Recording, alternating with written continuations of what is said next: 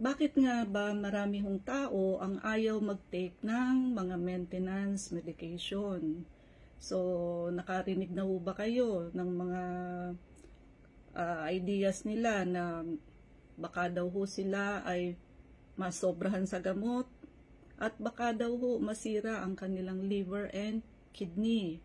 Mali po yun, no? Mas lalo ho tayong masisiraan ng ating mga organs pagka ho hindi tayo umiinom ng ating maintenance medication. Nariyan na po ang pagkasira ng kidney, sumauwi ho tayo sa dialysis. Nariyan na po ang pagkabulag. Nariyan na po ang pagkasira ng puso, stroke, and heart attack. No? So, tandaan nyo po na ang mga maintenance medication, the benefit outweighs the bad effect. So, kinakailangan pa rin po nating religiously mag-take ng maintenance medication para ho humaba ang ating buhay. Ito po ang inyong lingkod, si Dr. Irene Lim. Prevention is better than cure, and health is the best investment.